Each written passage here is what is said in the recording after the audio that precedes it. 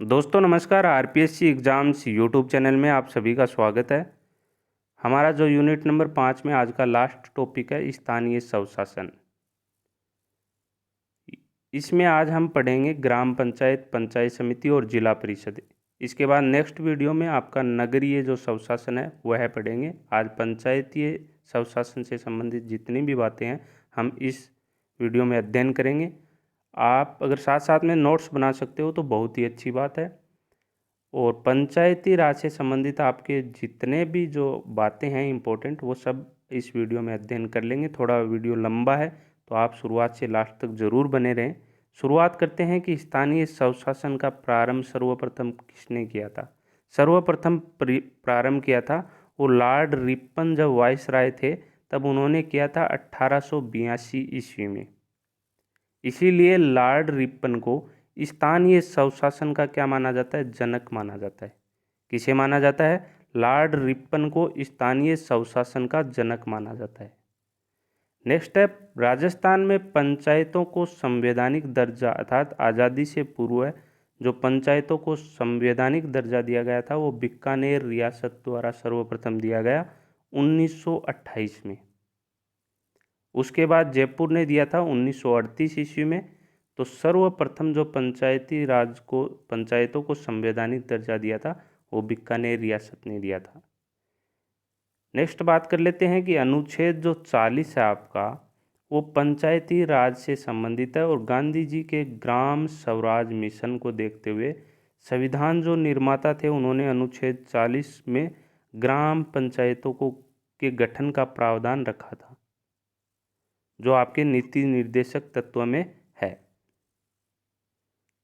तो ध्यान रखना, अनुच्छेद 40 इम्पोर्टेंट है, ग्राम पंचायतों के गठन से संबंधित है और नीति निर्देशक तत्वों में वर्णित है। गांधी जी का जो ग्राम स्वराज का सपना था उसी के आधार पर संविधान निर्माताओं ने अनुच्छेद 40 में ग्राम पंचायतों का गठन का प्रावधान दिया है। नेक्स्ट है बलवंत राय मेहता समिति। ग्रामीण विकास में जन सहभागिता अर्थात अधिक से अधिक लोग शामिल हो और विकेंद्रीकरण का मतलब होता है लोगों में बिखराव अर्थात सत्ता की जो पहुंच है वो आम जन तक हो और हर लेवल तक सत्ता की पहुंच हो। इसी के आधार पे जन सहभागिता और विकेंद्रीकरण के उद्देश्य को ध्यान में रखते हुए क्या की गई थी, बलवंत राय समिति की स्थापना की गई थी जनवरी 1957 में। बलवंत राय मेहता समिति ने नवंबर में अपनी रिपोर्ट प्रस्तुत की और त्रिस्तरीय पंचायती राज व्यवस्था की सिफारिश की थी। किसने? बलवंत राय मेहता समिति ने। इसी के आधार पर पंचायती राज का शुभारंभ कब हुआ था ये पढ़ना है। 2 अक्टूबर 1959 में राजस्थान में पंचायती राज का सर्वप्रथम 2 अक्टूबर 1959 में बगदरी गांव नागौर में हुआ था। उद्घाटनकर्ता थे जवाहरलाल नेहरू, हमारे भारत के प्रथम प्रधानमंत्री थे। उन्होंने पंचायती राज का शुभारंभ किया था बगदरी गांव नागौर में 2 अक्टूबर 1959 में। नेक्स्ट है, भारत में पंचायती राज का जनक किसे माना जाता है? बलवंत राय मेहता था, बलवंत सिंह मेहता। और राजस्थान में पंचायती राज का जनक भगवंत सिंह मेहता को माना जाता है। नेक्स्ट है 73वां संविधान संशोधन, इम्पोर्टेंट है। इसके तहत 11वीं अनुसूची जोड़ी गई और भाग 9 भी जोड़ा गया। 11वीं अनुसूची में पंचायतों में कानून बनाने हेतु 29 जो विषय हैं वो शामिल किए गए अर्थात 29 विषयों पर कानून बनाने का अधिकार पंचायतों को दे दिया गया। किस अनुसूची में? 11वीं अनुसूची में। और जोड़ी किस संविधान संशोधन के द्वारा? 73वें संविधान संशोधन के द्वारा। भाग 9 जोड़ा गया और इसमें अनुच्छेद जोड़े गए, वो जोड़े गए थे 243 ए से लेके 243 ओ तक, जो पंचायती राज से संबंधित है। 243 ए से लेके 243 ओ तक। राजस्थान पंचायती राज नवीन पंचायती राज व्यवस्था हेतु 73वें संविधान संशोधन के तहत 1994 में पंचायती राज अधिनियम पारित हुआ, जो राजस्थान में 23 अप्रैल 1994 से प्रभावी हुआ। जो पंचायती राज अधिनियम 1994 में पारित हुआ था, वो कब लागू हुआ? 23 अप्रैल 1994 को राजस्थान में लागू हुआ। राजस्थान में जो त्रिस्तरीय पंचायती राज व्यवस्था लागू हुई थी, वो ग्राम स्तर, खंड स्तर और जिला स्तर। आपको ध्यान रखना है कि त्रिस्तरीय पंचायती राज व्यवस्था ग्राम स्तर पर, खंड स्तर पर और जिला स्तर पर लागू हुई थी। अब ग्राम स्तर पर आपको ध्यान रखना है कि दो चीज़ें, एक तो ग्राम पंचायत, शब्दों पर ध्यान देना, एक ग्राम पंचायत, एक ग्राम सभा, एक वार्ड सभा, तीनों का मतलब अलग अलग है। ग्राम सभा क्या होती है? वयस्क जो व्यक्ति होते हैं, अर्थात वयस्क का मतलब होता है 18 साल से ऊपर के, जिनको वोट देने का अधिकार हो, उनसे गठित होती है क्या? ग्राम सभा। ग्राम सभा गांव की विधानसभा होती है। इंपॉर्टेंट बात है कि गांव की विधानसभा कौन होती है? तो ग्राम सभा। अब ग्राम पंचायतों का गठन तो हमने कब कर दिया था? 1959 में पंचायती राज स्टार्ट हुई थी, तब भी कर दिया था, त्रिस्तरीय पंचायती राज व्यवस्था के तहत। लेकिन ग्राम सभा का शुभारंभ सर्वप्रथम किसने किया था? 26 जनवरी 1999 को तत्कालीन मुख्यमंत्री अशोक जी गहलोत थे। उन्होंने मुहाना ग्राम सांगानेर जो पंचायत समिति है जयपुर में, उसमें किया था ग्राम सभा का प्रारंभ। और ग्राम सभा एक वयस्क में व्यक्तियों का समूह होती है और गांव की विधानसभा कहलाती है। ध्यान रखना, ग्राम पंचायत, ग्राम सभा और वार्ड सभा तीनों शब्द हैं, अलग अलग हैं। तो ग्राम सभा को गांव की विधानसभा कहते हैं। वार्ड सभा है, प्रत्येक वार्ड के लिए एक वार्ड सभा होगी। वर्ष में कम से कम 2 बैठकें होनी आवश्यक है। वर्ष में कम से कम 2 बैठकें होनी आवश्यक है और ग्राम सभा की 4 बैठक होनी आवश्यक है। अब 4 बैठक कैसे कैसे होंगी? प्रथम आपकी 26 जनवरी को होगी, द्वितीय 15 जैसे 1 मई को होगी जब मजदूर दिवस है, तीसरी 15 अगस्त को होगी और चौथी होगी 2 अक्टूबर को। तो आपको ध्यान रखना, ग्राम पंचायत, ग्राम सभा और वार्ड सभा में अलग अलग अंतर है, तो आपको अलग अलग ही इनको ध्यान में रखना है कि इनका अर्थ क्या होता है। नेक्स्ट है, राजस्थान में पंचायत जो व्यवस्था है वो क्या कहती है। अब इन चीज़ों को ध्यान से समझना, एक एक चीज़ इजी हो जाएगी। निम्न स्तर है सबसे, वो ग्राम पंचायत है। हमारी जो ग्राम पंचायत है वह है। मध्य स्तर पर क्या होती है? पंचायत समिति होती है और शीर्ष स्तर पर होती है जिला परिषद। 3 होती हैं, ग्राम पंचायत, पंचायत समिति और जिला परिषद। इसमें ग्राम पंचायत में जो सदस्य हम निर्वाचित करते हैं, अर्थात जो सदस्य होते हैं वो कौन कौन होते हैं? सरपंच होता है, एक उप सरपंच होता है और एक वार्ड पंच होता है। आपके गांव में सरपंच होगा, उप सरपंच होगा और वार्ड पंच होंगे। पंचायत समिति में प्रधान होते हैं, उप प्रधान होते हैं, पंचायत समिति सदस्य होते हैं। पंचायत समिति सदस्य ही प्रधान व उप प्रधान बनते हैं और पंचायत समिति सदस्य को डेलीगेट पंचायत समिति सदस्य को ही कहते हैं। और जिला परिषद में होते हैं जिला प्रमुख, उप जिला प्रमुख और जिला परिषद सदस्य।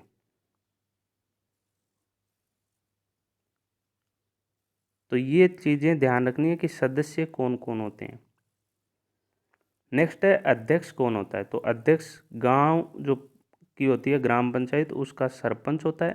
पंचायत समिति का प्रधान होता है, जो राजनीतिक प्रमुख है वो कौन होता है? प्रधान। और जिला स्तर पर जिला प्रमुख होता है, जिला परिषद का जिला प्रमुख होता है। चुनाव ध्यान रखना भाई, ये चीज़ें इंपॉर्टेंट है कि चुनाव एक होता है प्रत्यक्ष और एक होता है अप्रत्यक्ष। निर्वाचित दोनों होते हैं। प्रत्यक्ष होता है जिनको जनता खुद जाके वोट देती है और अप्रत्यक्ष होता है जनता द्वारा चुने गए प्रतिनिधि किसी व्यक्ति को चुनते हैं, वो होता है अप्रत्यक्ष। तो सरपंच और वार्ड पंच को कौन चुनती है ग्राम पंचायत पर? जनता चुनती है। आपके गांव में वार्ड पंच होते हैं, उनको जनता वोट देती है और सरपंच को भी जनता वोट देती है। लेकिन उप सरपंच को कौन चुनता है? वार्ड पंच अपने में से चुनते हैं, जिसको ज़्यादा मत मिले वही उप सरपंच है। तो अप्रत्यक्ष निर्वाचित होते हैं, क्योंकि वार्ड पंच को किसने चुना था? जनता ने। और जनता के जो सदस्य होते हैं वो किसको चुनते हैं? उप सरपंच को। इसी प्रकार पंचायत समिति जो सदस्य होते हैं, यहाँ ये चीज़ ध्यान रखना, यहाँ सरपंच भी क्या होता है? प्रत्यक्ष निर्वाचित होता है। यहाँ पंचायत समिति सदस्य ही प्रत्यक्ष निर्वाचित होते हैं। प्रधान व उप प्रधान दोनों ही क्या होते हैं? अप्रत्यक्ष रूप से निर्वाचित होते हैं। जिला परिषद सदस्य प्रत्यक्ष रूप से निर्वाचित होते हैं, और जिला प्रमुख व जिला उप जिला प्रमुख को कौन चुनते हैं? जिला परिषद सदस्य चुनते हैं अपने में से ही। तो जिला प्रमुख व उप जिला प्रमुख क्या होते हैं? अप्रत्यक्ष निर्वाचित होते हैं।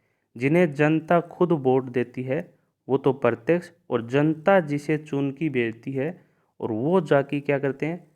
किसी व्यक्ति को चुनते हैं, तो वो अप्रत्यक्ष निर्वाचित होते हैं। अब इन सदस्यों को जिला परिषद सदस्य या पंच, वार्ड पंच, ये बनने के लिए न्यूनतम आयु निर्धारित की गई है, सबकी 21 वर्ष की गई है। कार्यकाल सबका 5 वर्ष है। अविश्वास प्रस्ताव द्वारा पहले भी हटाया जा सकता है किसी भी व्यक्ति को, लेकिन उसके लिए किसी अविश्वास प्रस्ताव प्रत्येक 2 वर्ष बाद लाया जा सकता है। जैसे किसी प्रधान के विरुद्ध, सरपंच के विरुद्ध, इन सब के विरुद्ध 2 वर्ष बाद अविश्वास प्रस्ताव लाया जाता है, ये ध्यान रखना। और अविश्वास जो प्रस्ताव लाते हैं उनके लिए 3/4 सदस्यों का समर्थन आवश्यक है, और 2/3 के द्वारा प्रस्ताव को पारित किया जाता है। नेक्स्ट है शपथ। शपथ कौन दिलाता है? जब आपके वार्ड पंच चुनते हैं या सरपंच चुनता है, तो आपके स्कूल में जो पीठासीन अधिकारी आते हैं वो उन्हें वहीं शपथ दिला देते हैं। लेकिन ब्लॉक मेंबर अर्थात पंचायत समिति सदस्य को उपखंड अधिकारी दिलाता है। कौन दिलाता है? एसडीओ दिलाता है। और जिला परिषद सदस्य को कौन दिलाता है? जिला कलेक्टर दिलाता है। कौन दिलाता है? जिला कलेक्टर।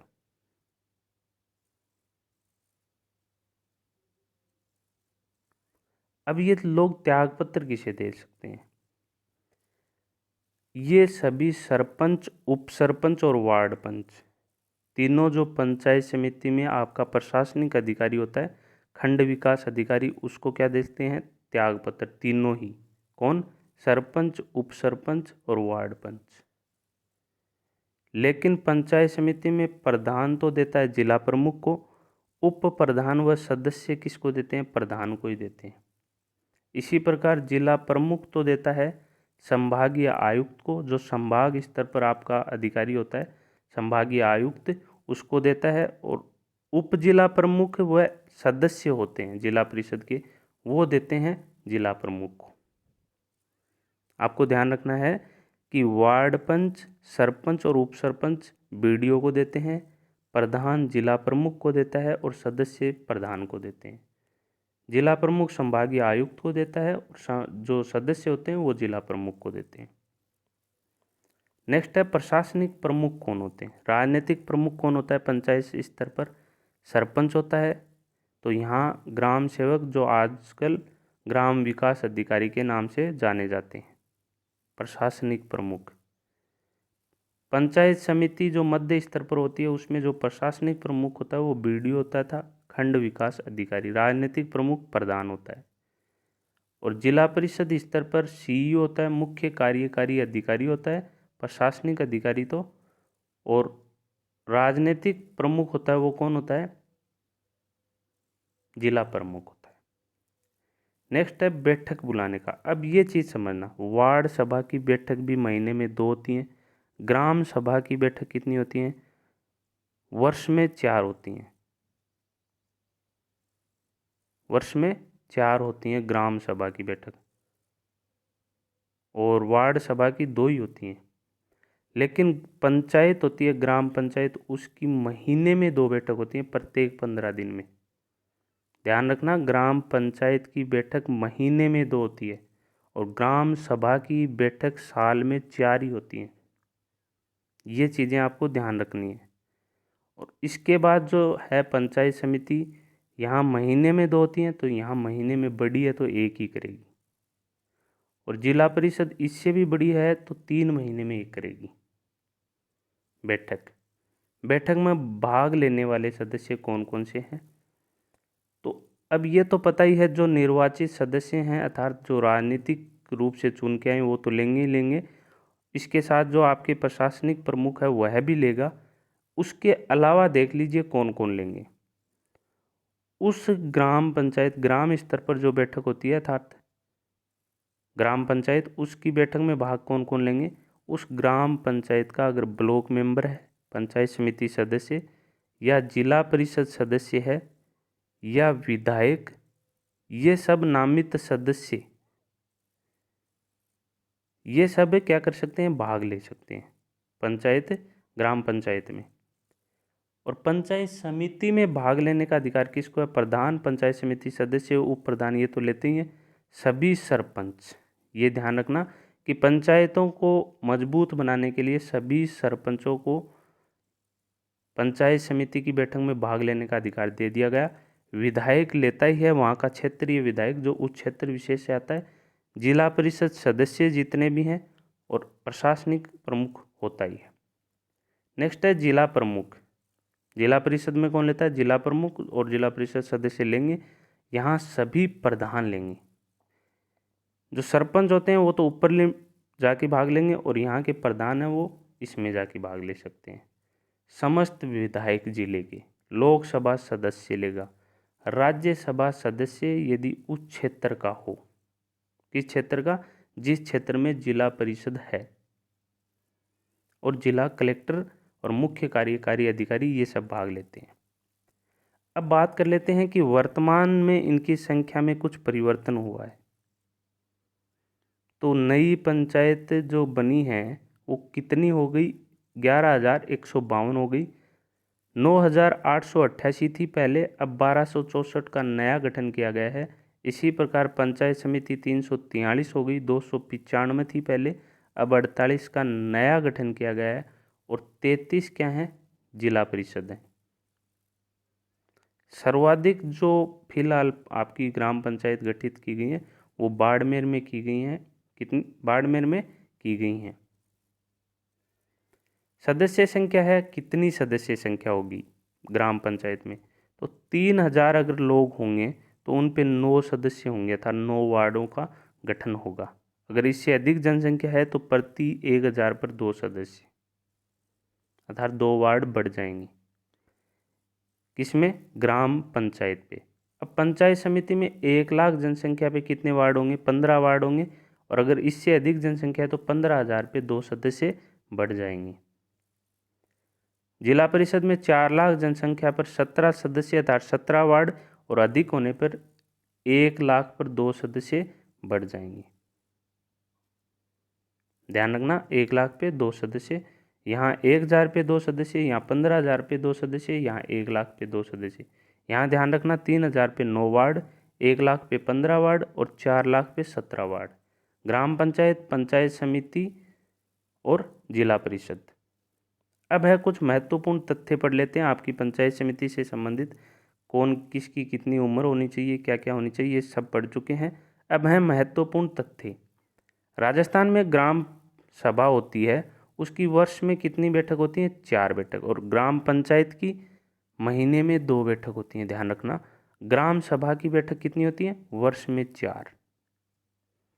26 जनवरी, 15 अगस्त, 1 मई और 2 अक्टूबर। 2 तो वैसे ही याद हो गई, 26 जनवरी और 15 अगस्त हम मनाते ही हैं। एक मजदूर दिवस होता है 1 मई को और 2 अक्टूबर को गांधी जयंती। इनको क्या होता है? हम क्या बनाते हैं? ग्राम सभा की बैठक बुलाते हैं। ग्राम सभा की बैठक न्यूनतम 2 बैठक करना आवश्यक है, ये ध्यान रखना। वर्ष में 4 बैठक होती हैं लेकिन 2 तो बहुत ही जरूरी हैं, 2 तो करनी ही होंगी। नेक्स्ट है आरक्षण। इनमें चुनाव लड़ने हेतु आरक्षण प्रदान किया गया है, वो कैसे है? पंचायतों में आरक्षण है SC ST को जनसंख्या अनुपात में, जिनकी जितनी जनसंख्या है उसी अनुपात में मिलता है। OBC को 21% आरक्षण है, महिला को 50% आरक्षण दे दिया गया है। नेक्स्ट है, पंचायतों से संबंधित पदाधिकारियों को निम्न संस्थाओं में प्रशिक्षण प्रदान किया जाता है। तो इंदिरा गांधी पंचायती राज संस्थान जो जयपुर में स्थित है उसमें, ग्राम सेवक प्रशिक्षण केंद्र मंडौर जोधपुर में, पंचायत प्रशिक्षण केंद्र डूंगरपुर में। इन सब में जो पंचायत स्तर पर जो अधिकारी होते हैं, सरपंच होते हैं, ग्राम सेवक होते हैं, इनको क्या किया जाता है, प्रशिक्षित किया जाता है। नेक्स्ट है, ग्रामीण विकास योजनाओं के संचालन हेतु जिला परिषद में ग्रामीण विकास प्रकोष्ठ की स्थापना की गई है। ग्रामीण विकास योजनाओं के संचालन, नियंत्रण, परीक्षण, इन सब के संबंधित जानकारी के लिए ग्रामीण विकास प्रकोष्ठ की स्थापना की गई है। कहाँ? जिला परिषद में। नेक्स्ट महत्वपूर्ण बातें हैं कि आपकी जो सर्वाधिक ग्राम पंचायतें हैं वो कहाँ हैं? उदयपुर में है, न्यूनतम जैसलमेर में है, सर्वाधिक गांवों की संख्या श्री गंगानगर में है। ध्यान रखना, ग्राम पंचायतें, पंचायत समिति और ग्राम पंचायत में डिफरेंट करना है, कहीं एक न हो जाए। सर्वाधिक ग्राम पंचायत उदयपुर में, न्यूनतम जैसलमेर में है। सर्वाधिक पंचायत समितियां जयपुर में है। फिलहाल मैंने जहाँ तक है वहाँ तक, फिर भी इसको आप एक बार चेक कर लेना। और इसके बाद अगर चुनाव हो जाते हैं इससे पहले, तो इससे संबंधित एक वीडियो पूरा, अब नया गठन हुआ है तो इनमें कुछ कन्फ्यूजन चल रहा है, किनको कुछ मुद्दे कोर्ट में हैं, कुछ कैसे बाहर हैं, तो इनसे संबंधित कुछ कन्फ्यूजन है। मेरे स्तर पर जहाँ तक है मैंने सही से जानकारी निकाली है, वहाँ तक आपको बता रहा हूँ, लेकिन फिर भी कोई कन्फ्यूजन हो तो एक बार आप भी चेक कर लेना। न्यूनतम पंचायत समितियाँ कहाँ हैं? हनुमानगढ़ में। कितनी हैं? 3। अब नेक्स्ट है कि हरलाल सिंह खर्रा थे, उनकी कमेटी की रिपोर्ट के आधार पर DRDA जिला ग्रामीण विकास अभिकरण को जिला परिषद के अधीन कर दिया गया। पहले ये किसके अधीन था? जिला कलेक्टर के अधीन था। इसका प्रमुख कौन होता था? जिला कलेक्टर होता था। लेकिन कमेटी ने क्या किया था, अगर ग्रामीण विकास को प्रोत्साहन देने के लिए और पंचायती राज को मजबूती प्रदान करने हेतु जिला ग्रामीण विकास जो अभिकरण है उसको जिला परिषद के अधीन कर दिया गया और कलेक्टर को प्रमुख न बनाते हुए जिला प्रमुख को इसका अध्यक्ष बनाया गया है। किसका? DRDA का। नेक्स्ट है, निर्वाचित होने के लिए जो सदस्य निर्वाचित होते हैं पंचायती राज में, उनके लिए योग्यता क्या है? आपको पता है, न्यूनतम आयु 21 वर्ष होनी चाहिए। जहाँ से चुनाव लड़ रहे हों वहाँ मतदाता सूची में नाम होना चाहिए। 2 से अधिक संतान नहीं होनी चाहिए 1995 के बाद। अगर किसी के 3 संतान हैं 1995 के बाद, अगर एक संतान और भी है तो वह चुनाव नहीं लड़ सकता नवंबर 1995 के बाद। शौचालय होना आवश्यक है। वसुंधरा सरकार ने पीछे क्या किया था? शिक्षा का प्रावधान भी किया था, जो अब हटा दिया गया है। तो ये आपकी योग्यताएं हैं। उम्मीद करता हूँ आपको समझ में आया होगा। जो भी बातें हैं सब कवर की हैं। अगर आप ध्यान से नोट्स बना के समझोगे तो बहुत बेटर है। अगर एक बार में समझ में न आए तो 2 बार रिवीजन कीजिए, ऑटोमेटिक समझ में आ जाएंगे। इससे बाहर आपकी पंचायती राज में कुछ नहीं है। और अगर आप फर्स्ट बार चैनल पे हैं तो लाइक और शेयर और सब्सक्राइब ज़रूर करना, जिससे आपको डेली के नोटिफिकेशन मिलते रहें। धन्यवाद।